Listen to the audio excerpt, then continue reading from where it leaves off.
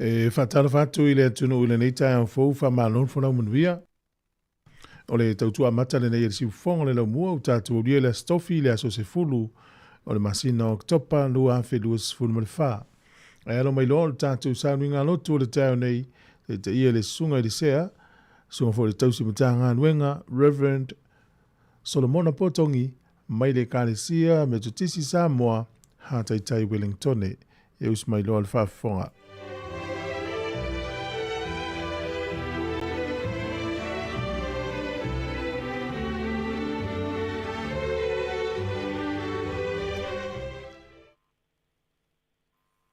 Talofa ma whawhelo i atu. I le maleifua mai o se o tātou watunu le nei tai au i le lofa ma le anga le lei o le atua. I ia lava lo nā lofa i le au noa. Ua u maua fo i le nei aso fau whaupopo i aso le tātou malanga whaawau. So i fua manuia ma le lange mama. Ia eo maia se i o tātou tāpua i atu i le atua. Se i o tātou talo. Eli ia le mawhai lava i mātou, se me tasi lo mātou lava mālosi. E au noa male mana o loa nganga pa ia. Wha mole mole tama. A wina maia loa nganga. E wha pa ia i naile, soifua male. O mātou hola tāpua. Ne i o mātou tāpua i te loto fia fia. E wha ne ina lo suafa. I le nganga male wha maoni lava. Amene. Ole tusi fai tau. Ia ile tusi faita waso le kalesia metisi ile nei aso mau mai le e peru o lona mata upo ton a mata lona faita wina mai le fai upo fitu fangata mai le sfuru maleiva ia fa fonga mai ia fionga al tato li o te faita wina o le mea lea e ona feta lai mai ai le anganga pa ia le aso nei a faita o te fa longo ai lona si ufonga aua tau te wha maa i o utou loto. Pei ona whaia i le whinaunga i le aso le wha ono i le wao. Sa wha ono mai ai o utou ta maa i a te au. Sa tofo mai i a te au. A ua la tau i loa au ngā ruenga i ona tau sanga e whanga fulu. O le mea lea na o ino ai i le nātu pulanga. Ma o whai ane, ua se pea lava i o la tau loto. Ua le i loa i la tau o wala. Na o tau tō ai lea i lo wita. La tau te le sao atu lava i lo umalo longa. Le au soe. Ia o tau. Ne iai so o tau le loto leanga ma le whaatua tua. Tau te o ese ai i le atua soifua. A ia o tau fe wha mawhanawhana i le aso ma le aso. Manu o ta ua o le aso nei. Na nei loto ma a aso o tau le pepelo le angsala. Wai mafuta fatasi o i tātou mkeriso. E a whai tātou te tāu fi maulava i lo tātou mua i whātua tua. E o i le ngata anga. Manua whai mai. O le aso nei. A whai tau te whaalongo ai i lo na silfonga. Aua tau te wha maa i o tau loto. E o na whaia i le whinaunga.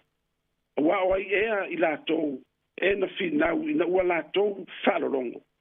E leo i lātou uma ea na o atu nei ai kupito sa taita ina e mose. O ai foi la tau sa ino o ia iai i ona tau sanga e whangfulu. E leo i la tau ea e nang sala sa oti o la tau tino le vau. O ai foi la tau na ia tau to iai, la tau te le sa atu i lona malo longa. E leo i la tau ea e na whaalongo tata. O le nei o tātou i loa na le mawhai o na sao atu i ai lātou o na o le whaatua tua. Ia talo lava i le nganga o le tua e whaamala malama. Ia whaita uina o lana fionga pa ia, whaamanino fo i lau whaafonga ma sa tātou whaalongolongo. Ia lona wheta lai mai ia na fionga pa ia. Ai ole a maua se fe au ole tala le lei mai le tusi a sa whaita uina le tuso e peru. Ia e whaavai aini ma whauwhaunga. Ia tātou te whaasoa ai le whina le atua. Ia e ala i lana tala le lei. O le whaitaunga o le neitai ao. O lo to e whaamatala ai le tustala. Le tala whaasorapito.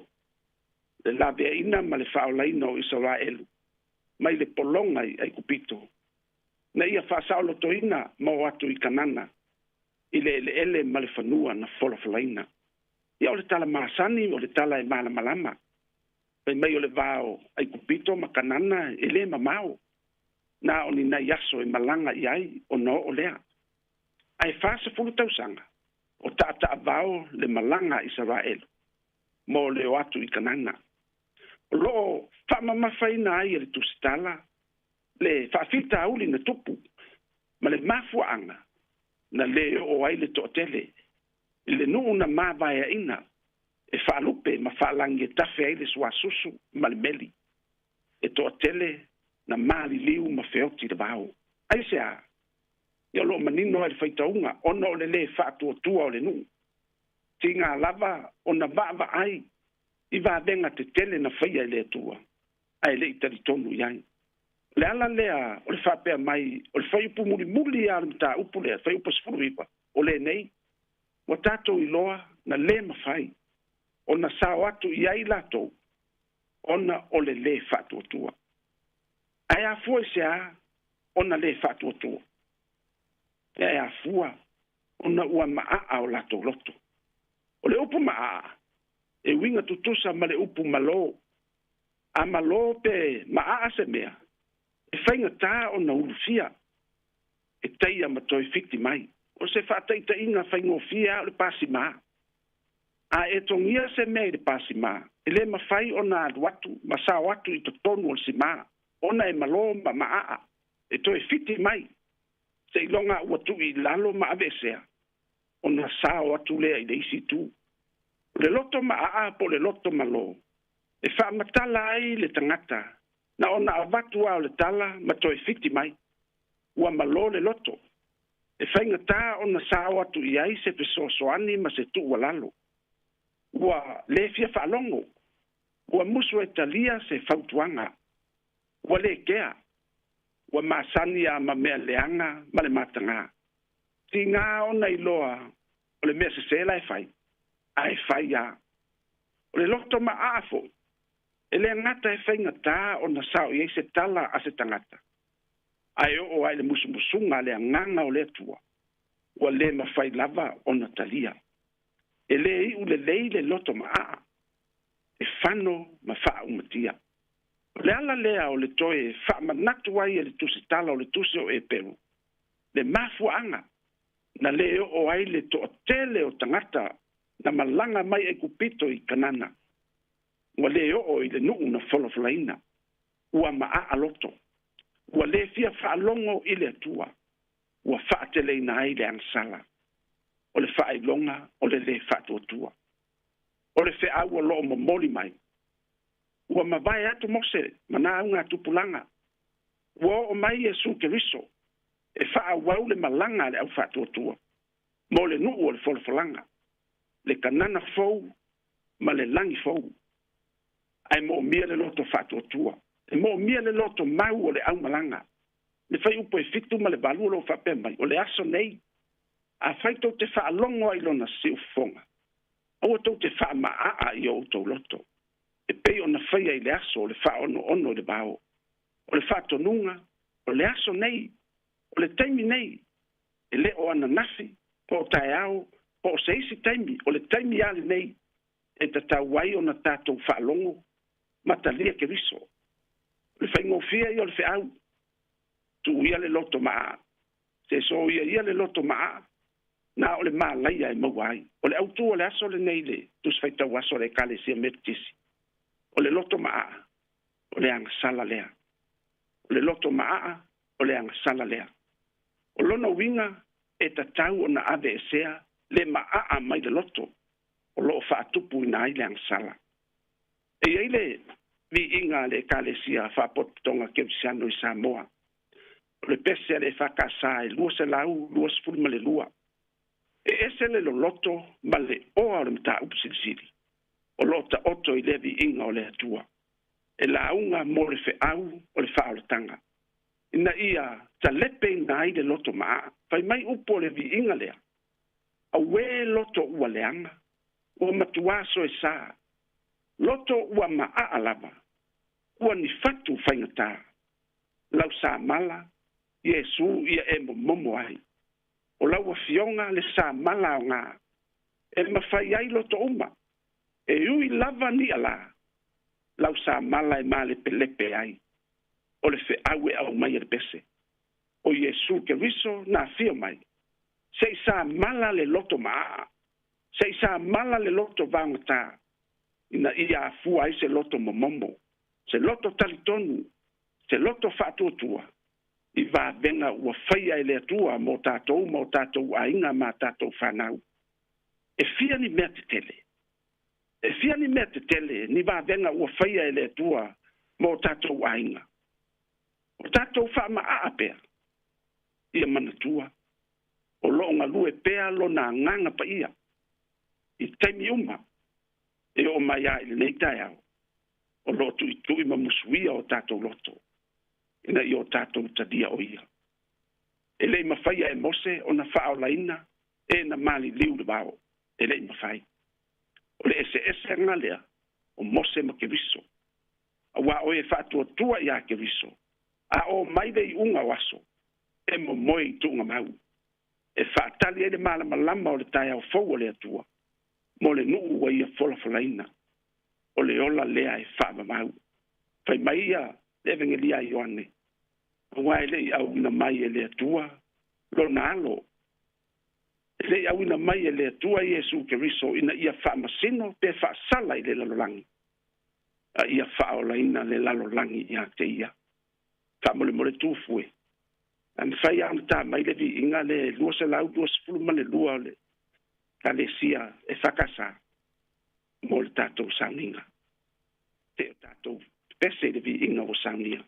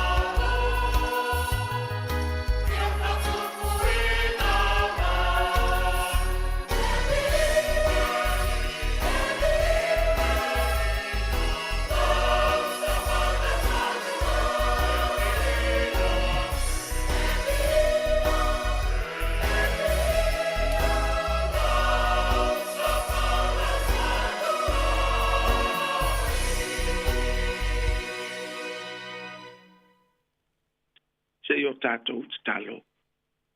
Le tua mamanae, e pa ia lava lo suafa. Wa o le tupu sili lava oe. Wai ea se tu sa ma oe lo mātou tua. Le tua o le na whaia le langi ma le lalolangi.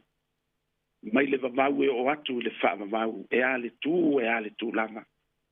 O le vi inga e le whai titia e le neitai au. Wa o lo mātou tiute lea, e ao no mātou vi ia oe. Ma wha nene ina lo suafa pa ia. Whawhitai te le ata maa. Wa e whanua fo i mātou le neitai au fo. Sa moe ma malolo i le pō o talitua. Le o mātou wa aia malama o le aso fo. O loua lofa ua sili lama lea. Whawhitai anga le lei. Ma lofa soa, whawhitai a lofa. Wai le se poto se tangata e whao popo i nai o naso. Ai o oe o le tua o le ola. O mau ai lo mātou wola ma lo mātou malosi. Whawhitai lau foai. I me tausi ai lo mātou wola. Lo ta mau a inga. O mātou whao ngā ina matua i ai lo mātou wola au auna. Whawhitai o no tāleni ma ngawaa. O ala o mātou whiau ma ngā ruenga ese. Ia ati nae ai o mātou a inga o lau tala lelei. Mai se foi o se o mātou nei atu no o mātou no nofo ai. Au se ava no foi e fesoa soani maanga lelei ai. Nei o mātou a inga ma se o mātou tofi o Sāmoa. Whawhitai tele ia ua fionga pa ia. Se au o le tala lelei o le sulu ma le malama i o mātou wala. Whaatonu tonu ai lo mātou wala. I me te tau no mātou sava vali ai.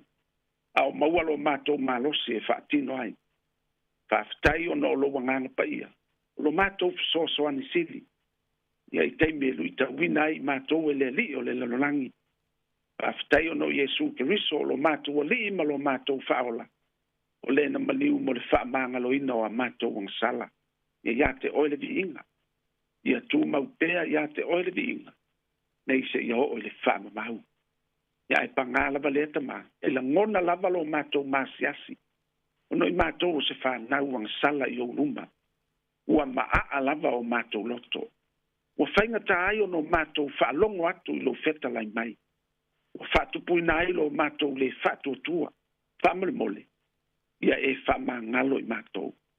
Ia e whaia se loto fau mo I mātou. Taitai na I mātou le loto fia ma le file mū mai ia te oe. E whaatino I na ai ngā luenga o le nei aso. Ia sila alofa maia. Ia e whaamanuia I lo watunu. Whaamanuia I mātou malava. Ia iai au whaamanuianga. Mosi o mātou tofi o Sāmoa. Whaamanuia o mātou taitai. Taitai whale malo. Taitai whale kālesia. Ia oe whai o taitai o mātou a inga manu. O ai o mamai. Ia iai lava o au whaamalolo. Whaamaise ma whaamawhanawhanaina e o lo whanonoa. O atu lo wang le lei e o lo le whale pui.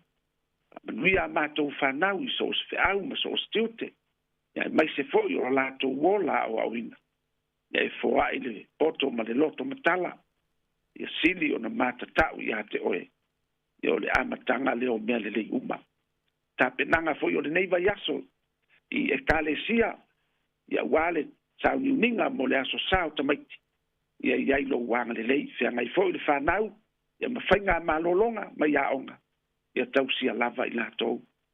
Lātou te manatua ia mātou te talo mālo le lalolangi.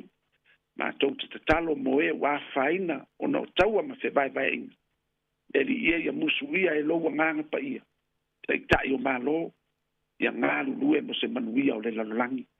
Ia au whaamanuianga le tāpua inga nei o mātou ta māma tina mātutua. Whaamanuia I so se au nanga. Lo whatino I nai ngā luenga la bea. Wale o la manuia ma le file mu o lau whanau le lalolangi. Ia foi au whaamanuianga. Ia le leiti o, ma le nei ala leo. Ma le lato au nanga. Wa wala ai le whiau mo le mau ma so se whiau tā ua. Ia wale manuia lau tele o tangata. Ta mālo whae. Ia whatu mawina lo mātou wola whatu atua. Ma whai lava mātou masulu. Whai lo atu lo malama I le mea o iai pong saa. Whamamalu mai o awanga le lei se au mga ruenga. Ma so se fuafuanga o le nei aso. I le swafo Iesu o mātou o le mamala au tuai. Ia tu mau o mātou lunga, malunga uma o lau whanau le laulang. Le manuia o le atua le tamā le alo. Ma le ang mātou wali o Yesu Keriso. Ma le mawhitanga maloa nganga pa ia. Nei se yo le whavavau lava. Amene. Amene.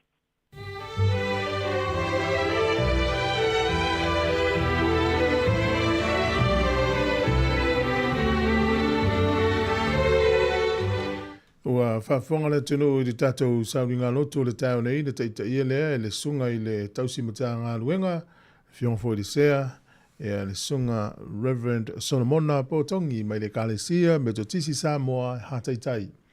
Ia le nganga le whaafitai mori atu, whaamalota pena mo le tātou sauringa loto, le nei tai au, mātango fie fo i le upa whaamalusi au, mo le tātou tunu o tano fo i anga le leile tuam whaamiri atu, bia fo i le wharitua, no whaalo mo le tāpo inga le kalesia, whaftaitele manu te leina nei aso mo na fuafuanga. O luas fultonu minute u te elfitu a mai alvi ingo le tua le sinote Wellingtone, ona se atu le spesifale nganu u te penal tatu por kalame le ata o le tai au talo falava.